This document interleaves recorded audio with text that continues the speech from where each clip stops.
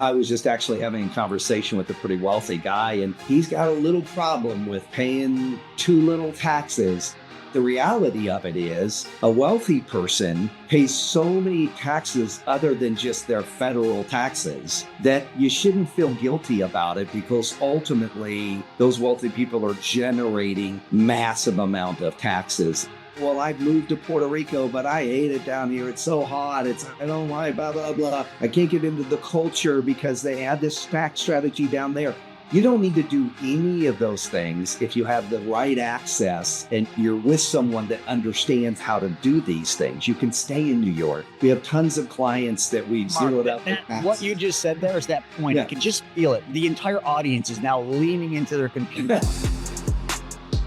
So you got to tell me, I know Hilton Wealth works with the ultra high net worth and, very wealthy families. But the one thing I've noticed about wealth is there are some people who know how to keep it and there's some people who know how to lose it. What is the difference between those who learn how to not just build wealth, but actually keep it multiple generations versus those that build up wealth, but then one generation later it's gone?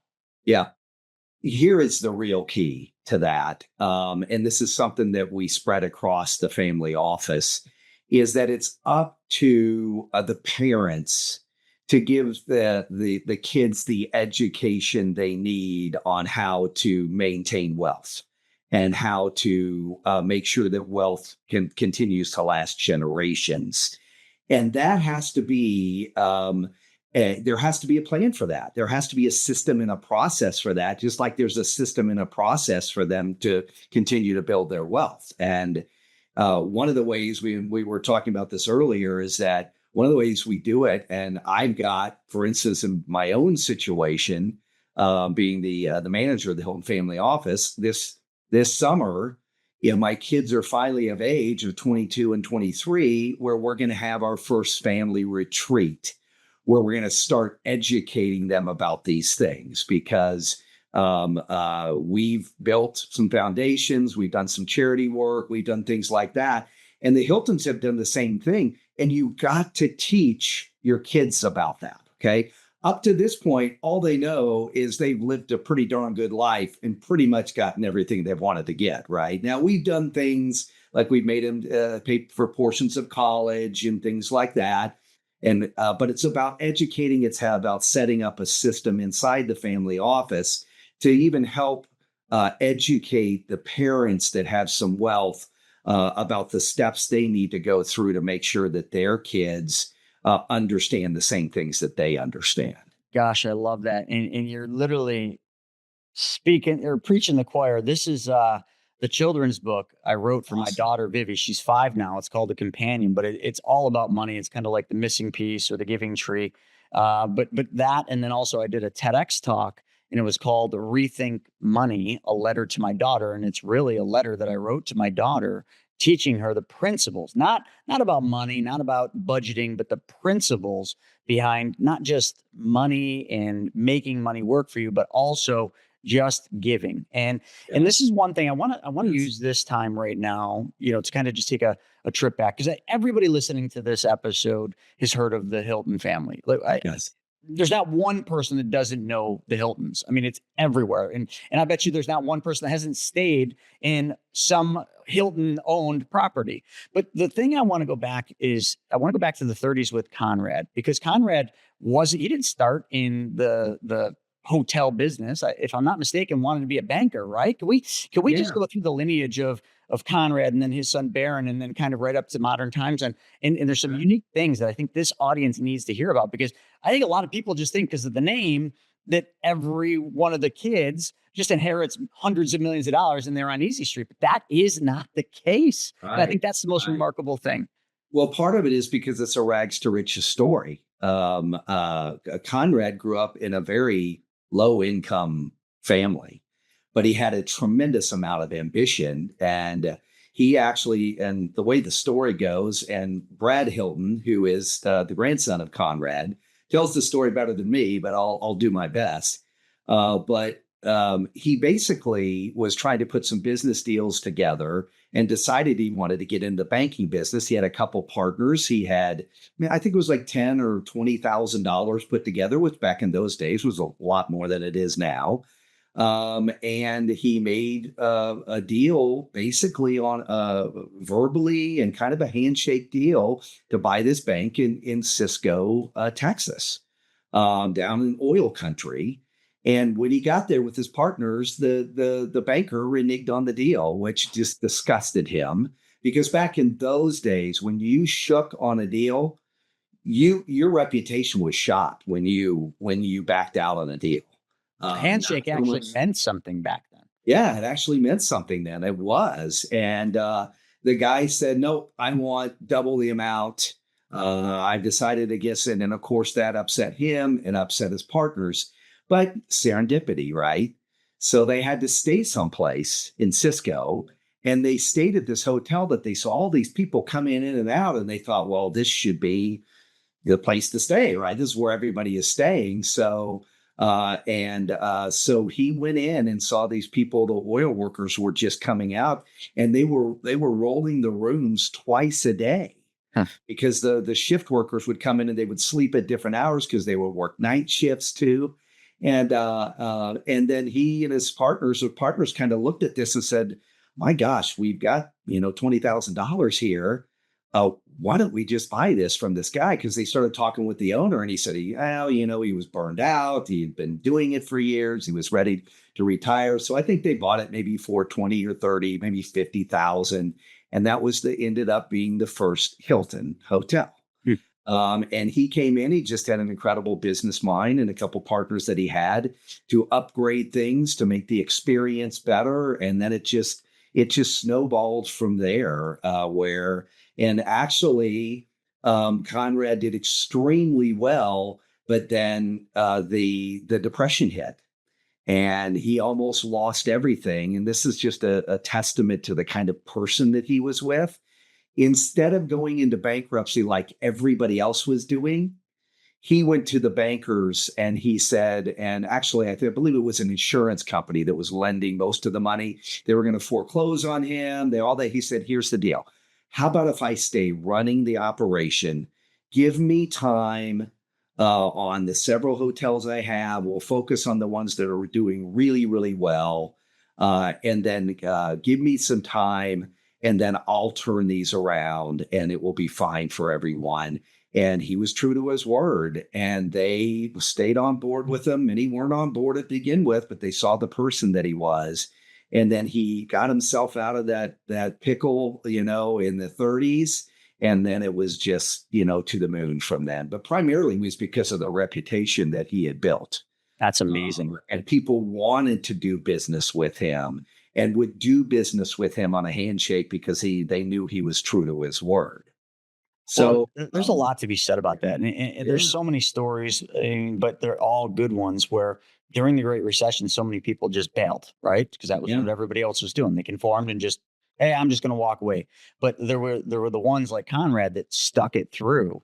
And I mean, they're the ones whose names we all know today, and all they did is they did what everybody was unwilling to do, which I think is such a monumental statement that held true back then. But right now, where we're at 2026, it holds true today because we've lost so much of that customer service mentality, that human relationship, that human empathy that the Hilton, brand just has never lost. And I want to go one step further with that. So Conrad built an amazing business, the Hilton brand that we all know today, and amassed a massive fortune. But then his son took it over.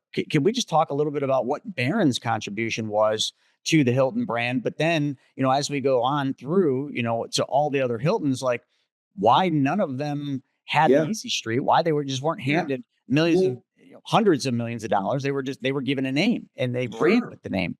Sure. Now Barron was fortunate. He was very talented and he was fortunate to continue to take over and run the operation. Okay. And he did, and he really exploded it worldwide. I mean, Conrad definitely went worldwide, but Barron was just on another level.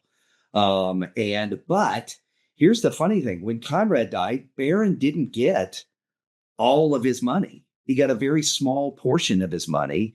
he made his money again by running the Hilton hotels. Okay. So Conrad's thing was, hey, I came from nothing. The worst thing I want to do, I don't want to give my kids $1 billion and then them go live the Playboy life and or the Playgirl life or whatever you say, and just go crazy and blow all the money. He was like, hey, here's my legacy. My legacy is my name, my reputation. And that is held up. Barron did the same thing. The other brothers did the same thing too. It wasn't, here's $100 million for you to go and just do whatever. They're like, take the name and then use that reputation and use that name, which, by the way, today is still one of the top 20 brand names in the entire world. All these decades later, because of the foundation they laid. And by the way, speaking of the foundation, all that money went into the Hilton Foundation, which is one of the largest foundations in the world now, gives away billions of dollars a year to incredible causes, and a lot of causes that even Barron and Conrad originally had intended to, that were passions of theirs. Mark, what a story! But I think it also you're talking about almost a century. Not quite, but a century of just wisdom that has been built and bred into Hilton Wealth. The family office you run. So when you're working with these ultra high net worth families, what are some of the big concerns? And let's talk today. We're in May of 2026. Not exactly smooth sailing economy, in markets. It's like a ping pong table out there right Everything's now. so expensive and Wild inflation. times. Yeah. So like, what are the concerns of your clients that you work with? Like, are there not concerns? Yeah. One of the things and the reason so I'm the manager of the Hilton Family Office, but Brad Hilton and I are partners in Hilton Tax and Wealth Advisors. And basically that's a spin-off of the Hilton Family Office, where we're trying to help people. And the family office is huge, and we're doing a ton of things around and in the country and around the world, and special things. But we also had a passion for bringing these advanced concepts a little bit more down the main street. And what are those concepts? Well, how the wealthy invest, a lot of people don't know, but the wealthy focus on safety and security usually first. Whereas and that's kind of the smart money. And some of these things. The smart money focuses on, hey, I want the return of, it's like Warren Buffett's famous line that, what's the first investment rule? Don't lose money. And what's the second investment rule? Don't look lose at money. rule number one, right? Don't lose money. From the man that's right now sitting on about $380 billion. That is a very fair statement. Yes, absolutely. So, and it's kind of like, it's about building wealth. The first thing about building wealth is don't backtrack, 50, 60, 70, or 80% of your wealth and then have to start all over. Okay. And you think about that in retail investing, that's what people do all the time. They'll go to a broker, they'll get them 70, 80% in the market when they don't even know it, when they think they're 40 or 50% in the market. They're, we kind of believe, and, common sense would tell you at some point this bubble is going to burst again. We'll see when that happens. It can't go on forever. I realize they're still printing money. There's still a lot of money in the system. But what happens in the retail side is, hey, they're just being it for the long run. Well, then all of a sudden you're down 60%. Then retail investors just bail, freaks them out. That's why the average retail investor only makes 2% a year. The average smart money investor makes anywhere from 8 to 12% per year. Okay. Huge gap. Big difference. Massive gap there. And they do it with having the majority of their assets pretty darn safe and secure. Warren Buffett, we're talking about him. People think, all his money's in Berkshire Hathaway. 100% of his money is at equity risk. No, about 40, 50 to 60% of his assets are at any time are in very safe, secure assets. Right now, he's a lot in cash. Mm-hmm. Because define cash, because some people listening, when you say cash, they think money in a bank, but that isn't exactly how we refer to cash. I mean, cash. So just explain that a little bit. Because I think so when we say cash, well, especially on the smart money side, the institutional side, there's ways to go in positions that are you might call it cash. And there might be a little less liquid than, say, a money market would be that people know and things like that. But they'll still be able to get, 6-7% on their money because those types of opportunities are available on the smart money side. So it's not like Warren Buffett's got all his money sitting at Chase Bank making a quarter. That's what I was getting at. Yeah. That's not.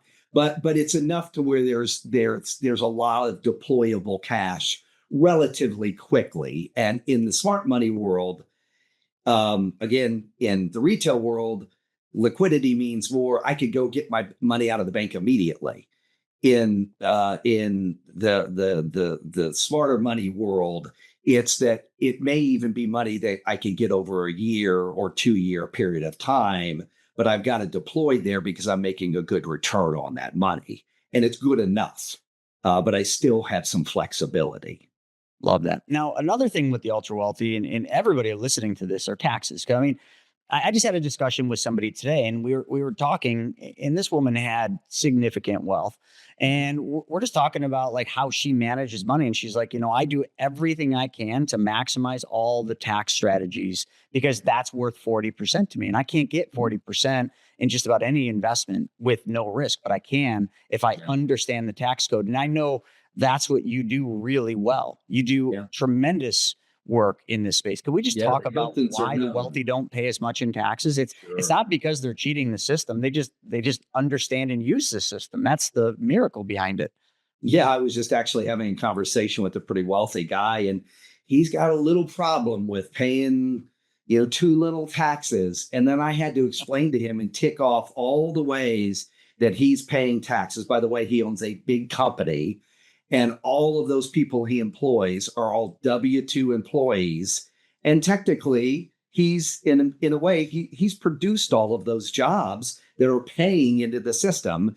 And most people don't know this, but the way that the tax system, the IRS gets most of their money is through W-2 income. Okay. Which maybe isn't fair, you might say. But the reality of it is a wealthy person pays so many taxes other than just their federal taxes that you shouldn't feel guilty about it because ultimately those wealthy people are generating massive amount of taxes in various other ways. So if you can legally, morally, and ethically and use all the codes, by the way, the codes are there and they've been designed by a lot of wealthy people that have been in Congress over the years. And they're all within the codes. If you can do that, and ultimately, one of the books I wrote is The Tax-Free Business Owner, and it's about zeroing out your taxes. And we usually can do it through the Hilton Financial Network in a number of years for folks. That is the key. That is the real key to building ultimate wealth, because if you don't, and many people, especially that live in these high tax states, 40 or 50% of their money will disappear on an annual basis if they don't do something to control that. So that is huge. Tax planning is massive, and I don't think any good portfolio should not have tax planning built into it. And I'm not talking about tax planning that you hear all the time by, hey, having the right taxable investments. It goes further by doing some advanced tax mitigation strategies that can truly save you giant chunks of money on your taxes. And I believe you talk about this in your book, right? Mm-hmm. So where would people grab your book, and can you just name it again? Sure. That's The Tax-Free Business Owner. We also have our latest book that Brad Hilton and I did together called Hilton Wealth, How to Invest Like an American Dynasty. They can just go to our website, which is hiltonwealth.com, hiltonwealth.com. Real easy to remember. And right on the pages there, you can go in and we'll send you a complimentary book if you like. Wonderful. I'll put that right up in the description. So if anyone wants either one of those books, you can just click that link in there. Your real estate business lives and dies by the network and the connections that you make. After all, Your network? Well, it's your net worth. That's what you always heard, right? If that's an area where you desire improvement, well, Private Money Club, it's for you. PMC saves you precious time and money by bringing the real estate world, well, right to you, right in the palm of your hand. So get in on the action, like so many others have, by going to privatemoneyclub.com and sign up. Let's get back to taxes. For most of the people listening to this, 40% is not an uncommon number when we talk about taxes. I live in New York State, so I am in one of those awful states. I remember my CPA when I first brought him on, and it was basically not for the right reason. I brought him on because I got put into a terrible trust structure, a complex trust structure that we had to unwind. So I needed a very sophisticated tax attorney and CPA, and that's how we landed. But I said, I need really good tax advice. And he says, I got it for you. And I'm like, yes, what do you got? And Mark says to me, he says, move out of New York. Oh, come on, Mark. And, I get it because our state tax is crazy. But, I'm here because my mom's all I got, and my daughter's my mom's best friend. So sometimes you got to put family ahead of, money or taxes. But back to that, when we talk about these tax strategies and, how the wealthy position money, I might not be at the level, that you're at or the Hiltons, but I pay my fair share, 7 figures in taxes. So I've had to figure this out really quickly. And Sure. One of the things we did, and this brings back, to Conrad, is the foundation. We Yes. very early on set up a private foundation. And at first, and I'm sure I don't want to sound bad about this, but we set the foundation up because it was a great way for us to take money that wasn't technically ours. Like, here's how you got to look at it. We just donated $1 million to my daughter's school, and other people at the school are like, oh my God, how did you do that? And I'm like, what do you mean? Well, why would you, they just ask all these questions. They can't believe it. And I said, it wasn't my money. Like, what part of that don't you understand? Like, it was the IRS's money. I just got the choice to keep the money that had to go to the IRS and put it into an account that allowed me to be good. And the good we felt was for this school. So like, it just wasn't my money in the beginning. And that has changed the entire dynamic of how I look at the foundation. We plow tons of money into the foundation because it's money the government's going to take. And I got to be honest, I just don't think the government's very good at managing money. I think I can do a better job. Yeah, of course. But in there, the part where I was saying, I'm not sure you're right there. I think the government's proved that they do a great job of wasting 40% of that. A great job. Good point. But when you put money in the foundation, there's a tax deduction, right? It's not a tax credit, but it's a tax deduction. So like, that was the reason we started it. Now, very quickly after we started it, we realized the real reason we were doing that was the good we were doing. And that's our sole purpose today. But can you just talk a little bit about that as one of the tax strategies that I think every person listening to this should be entertaining? Absolutely. And it depends on the person too, because some people don't have a charitable bent. I mean, you and I, we talked a little bit, we have that. Okay. And you need to a little bit have that and kind of know that and you feel it in your heart, in your soul, that's kind of what you want to do, whether it's a tax strategy or not, because we've got plenty of other tax strategies. We don't have to necessarily use charitable structures, but there's a number of different types of charitable structures that you can do, and they can be very complex or very simple depending on what somebody needs. And by the way, you make a really good point, because one of the things that we educate folks about, so there's a lot of people that are doing a lot of esoteric things. And even like you said, you had to unwind this kind of crazy trust structure you had. I assume had kind of, try to save taxes. Oh, it was all taxes. All that. Waterfall ends in the private foundation. It was just nonsense. The other thing about it is, having to go offshore and do these things for a while. People came to us and they're like, oh, well, I've moved to Puerto Rico, but I hate it down here. It's so hot. I don't like blah, blah, blah. I can't get into the culture because they had this tax strategy down there. You don't need to do any of those things if you have the right access and you're with someone that understands how to do these things. You can stay in New York. We have tons of clients that we've zeroed out. What you just said there is that point. Yeah. I could just feel it. The entire audience is now leaning into their computer. Like, really? Yeah.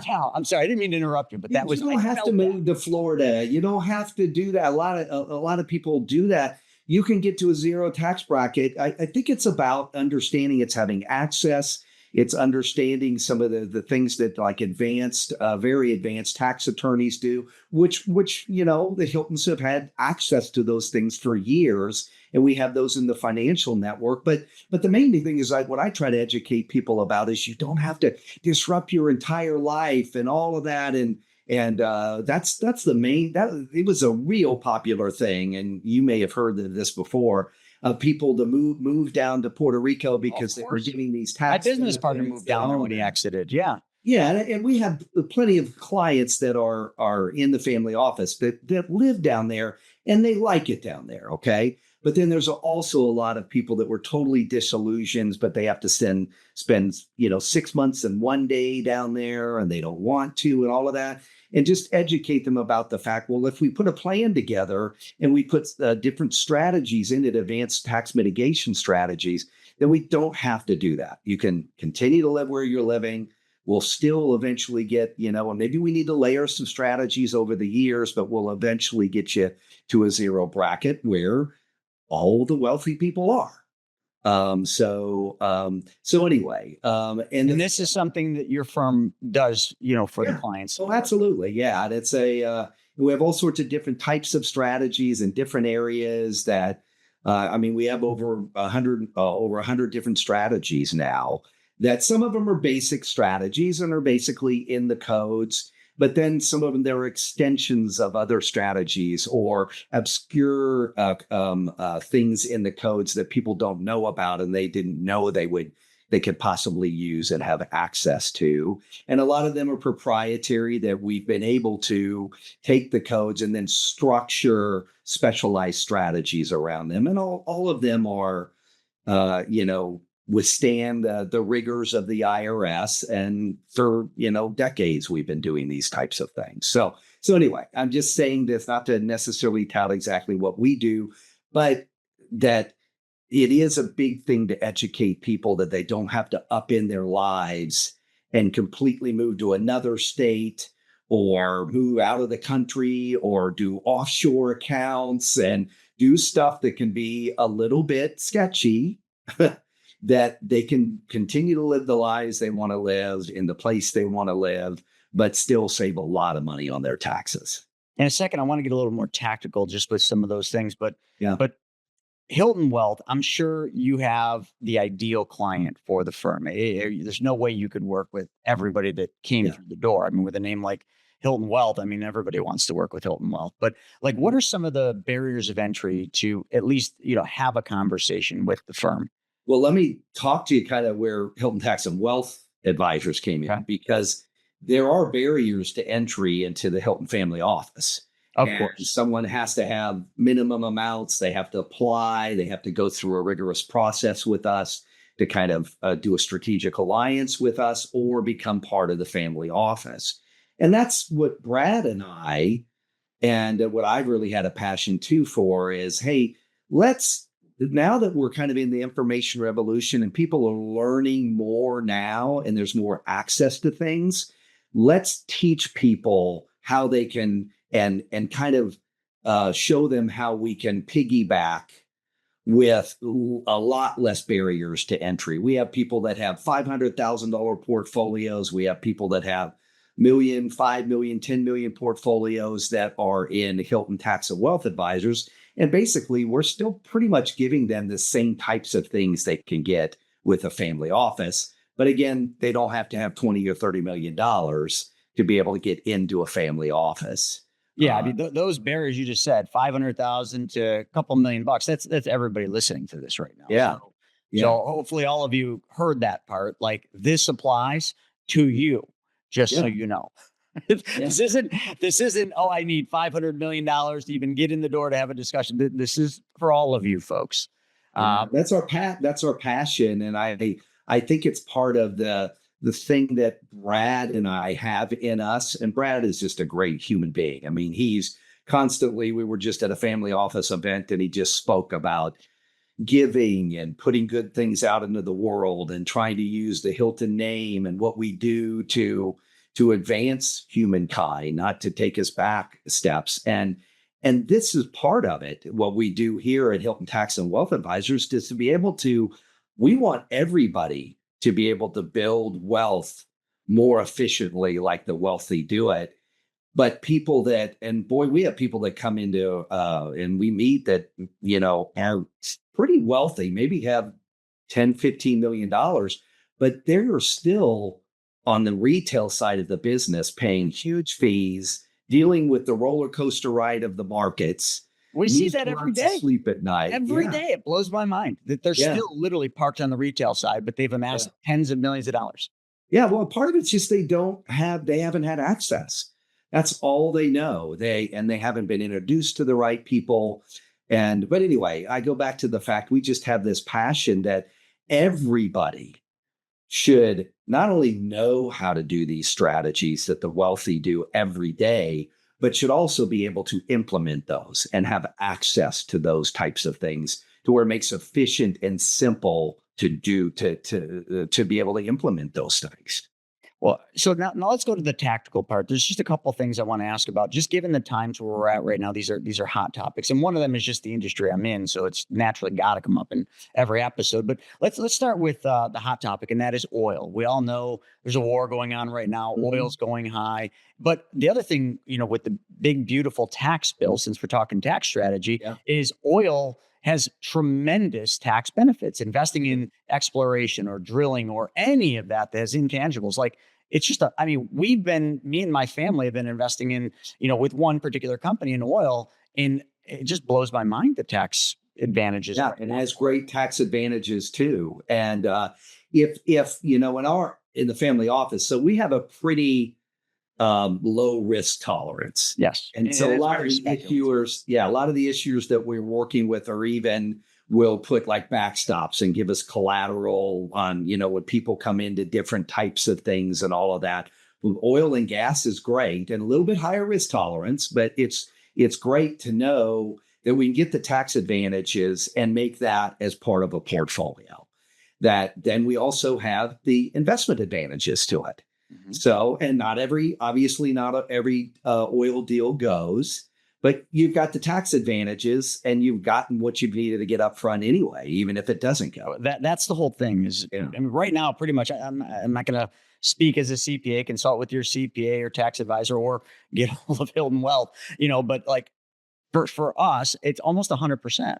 When we invest in these oil deals, like, our tax benefit is almost 100% of what we've invested. So Yeah. it's kind of like there's the risk off the table if you really think about it, because it's money again. I would have It given sucks away. all the risk out of from Yeah. being. So Yeah, I had a big one go belly up. I mean, it is speculative. I mean, it'll probably work out to be a little bit when they sell off the assets, but my benefit was the taxes. And that's the reason I invested in it. I understood the risk, but you're absolutely correct. And I love that you have ways, where you put backstops on that. I never thought about that because I have plenty of assets. Yeah.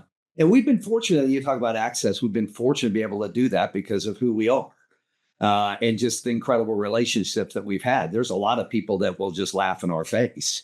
We'll say, "Oh, you want your people to invest in this? Why would we give you any backstops? Why would you be any more special than anybody else going into this offering that's totally naked?" It's because of our risk tolerance. It kind of goes back to the way Conrad was. He was, regardless of what people might see, and building great wealth generally is not about taking as much risk as people think.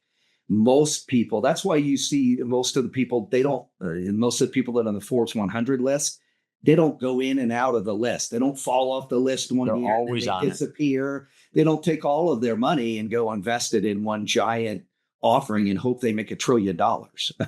They just build wealth over time. They have a tremendous amount of safety built into it. And I think there's an obligation there too, in my opinion. Once people build enough wealth, there's an obligation there to start thinking about legacy and thinking about maintaining that wealth and being good stewards of that wealth.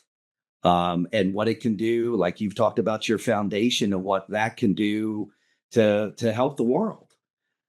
So anyway, Well, let's continue on, Mark, with that legacy piece, because I'll just shift over to my industry, which is obviously the life insurance industry. That is solely what we do, but very specifically whole life insurance. And Mhm. much like what the Rockefellers did with the Rockefeller Family Foundation, it's all Yes. run by life insurance. Like, what is your take on life insurance? We all know that the tax code's always been favorable. I mean, Yeah. existed before the tax code. The people that wrote the tax code were heavy into life insurance and had lots of influence there. And for the test of time, it's remarkable how the tax treatment in internal buildup of the cash value inside life insurance has literally maintained almost no interruptions when it comes to the tax code, except for Right. 1988 with the MEC rules. But like that was nothing. So, like, what is your take on life insurance for your clients? And Well, first of all, it's people need to understand the safety and security of life insurance companies. guaranteed. If you're working with a company that is A rated, and it doesn't matter if it's A plus, A minus, that is a strong company. But what makes it really strong is the laws, because the laws say that for every dollar that you put in, they have to put a dollar in capital surplus. Bingo. So insurance companies are quietly the most powerful companies in the entire world. Why? Because they're sitting on massive piles of cash. That's what makes them safe and secure. It's just like these insurance policies. I mean, there's never been in the history of the United States of America where an insurance policy hasn't paid off. Mhm. It's because they have tons of cash to be able to pay off. So people need to understand the safety and security of, and wealthy people really do. It's like you talk about the Rockefellers. They've built their entire wealth because what will happen is and you may have talked about this in some of your podcasts, but Lots of them. yeah, you probably have. It's better coming from you, though. So What they do is they get big life insurance payouts on all the family members.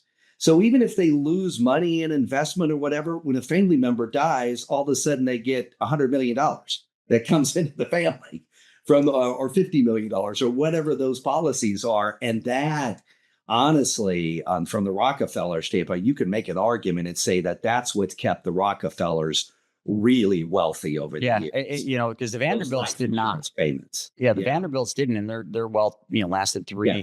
three generations, where the Rockefellers are much longer than that. But I think one of the important things there too is that the Rockefellers, they didn't just do it just for the death benefits, because that's a long time. They Sure. actually used the cash value to finance the Absolutely. business operations and all the different things. So anyone born into the Rockefeller family, they have a private banking system. It's nothing other than policies and and a trust. But when someone wants money, and it's probably even, I don't know this to be fact, but this is how my family works. It could be just for a car. One of the Yeah. family members wants to buy a car and they need to finance it. They don't go to the bank. They go to Finance it yourself. the family Yeah. bank, and they take Yeah. a loan from the family bank. They make payments with interest back to the family bank, but it all perpetuates that trust, that pot of money that they benefit from. It's a remarkable thing. And Yeah. I have had in my career, because this is what we do, private banking systems, I've just had a lot of people just not understand that. And it's quite simple. But then when I get someone like you, who works with the Hilton family and ultra high net worth folks, of course they all get it. It's just all, this huge I'm not going to say disconnect. it's everything. I'm not going to say it's everything, but working with insurance and very creatively with insurance, there's not a wealthy family that we work with that doesn't have a good percentage of their monies in quality with quality insurance companies, either in uh, life insurance, annuities, different offerings, because once you get up to certain levels, you can plug into offerings that insurance companies actually have. PTLI and Yeah, different kinds of notes, note structure, short-term, longer-term notes, all of those type of things. So there isn't. I would venture to say, I just know that's how it is in our family office, but I would venture to say that most all the family offices, the wealthiest of the wealthy, all have huge insurance company positions in their portfolios. Oh, thank you for bringing that up. Yeah, it's an Yeah. important thing. I always, it makes me feel good, because I feel like, yep, I actually did land in the right industry. 23 years here, and I think I'm going to be here for the duration of it. But the final thing I want to kind of go into is something that I study Ray Dalio a lot, love some of his work. Don't love it all, but love some of it. But if you look at his all-weather portfolio, and if you followed it for the last 3 years, it's changed dramatically. And this is something, knowing Ray Dalio or having read his books, like I never would have really saw this. But when I look at his all-weather portfolio, I'm going to get this wrong, but it's somewhere in the 55% range of the entire portfolio. Suggestion is in treasuries. Now different duration treasuries. But what is your take on treasuries? Yeah. For sure laddered. But, when it comes to treasuries, we keep talking about low risk and just the slow and steady build. That's the wealthy's way, where they stay on the Forbes list and all these they don't fall off. They don't lose the money. Sure. But treasuries right now are a hot thing to talk about. Yeah. And here's the thing. There's a number of ways you can do that. Let me just go to a little bit 30,000 foot view. So we basically at Hilton Tax and Wealth Advisors put the what we call the True Wealth portfolios together, which, by the way, my podcast I just started is called True Wealth, also TRU.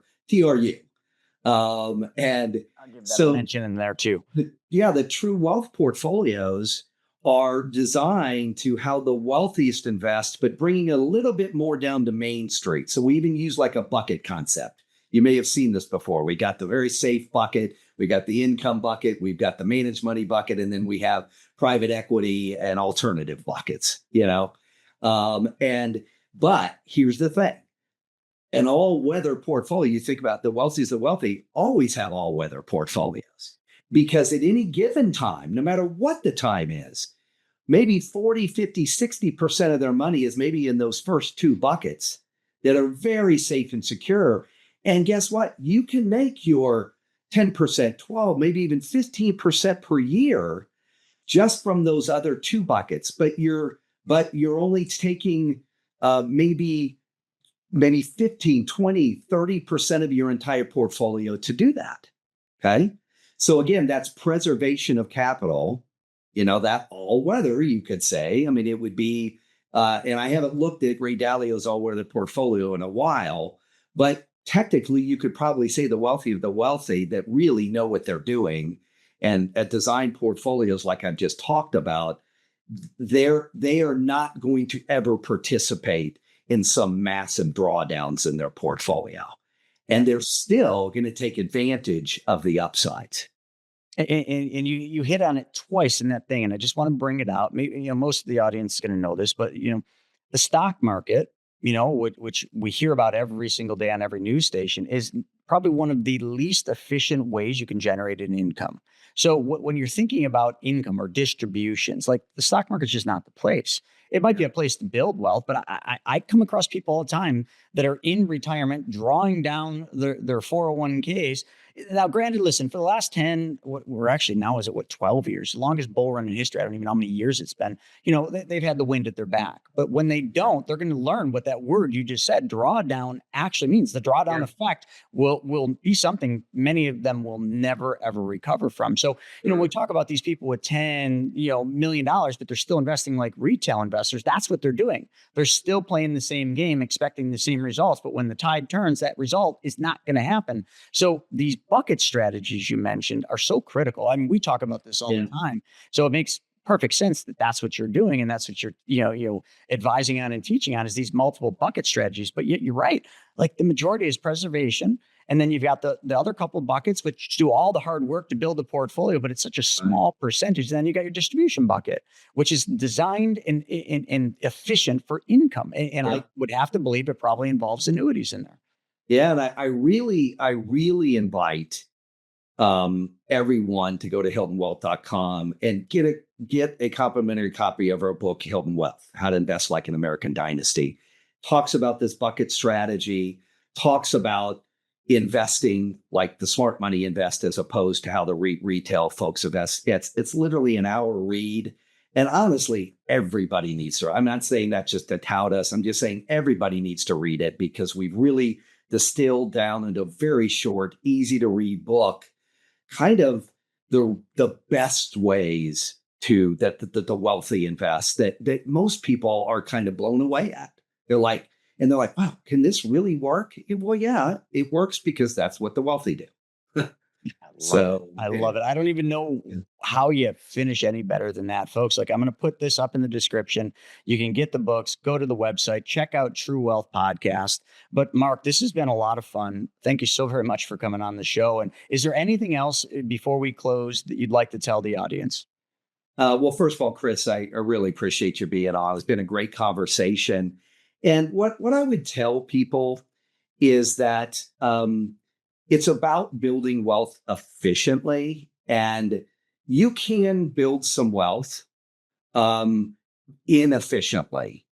And the problem with that is, even if you do build some wealth inefficiently, at some point, and you were just talking about sequence of returns risk there earlier, if you start drawing money out and you start experience all those drawdowns, it can be detrimental.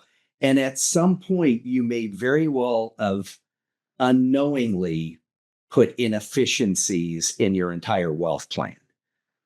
So anyway, we're on a mission to teach people how to do it and do it the right way. And we'd be happy to talk with anybody and help them any way we can. So, well, I think any of you, if you got value out of this episode, go to hiltonwealth.com, get a call with them. I mean, what's it going to hurt you? You're going to learn some things you did not know and that are going to put you in a better place. Mark, thank you so very much for joining us. Thank you very much, Chris. All right, folks, that's a wrap for this episode of Money School Elite. We will see you next time.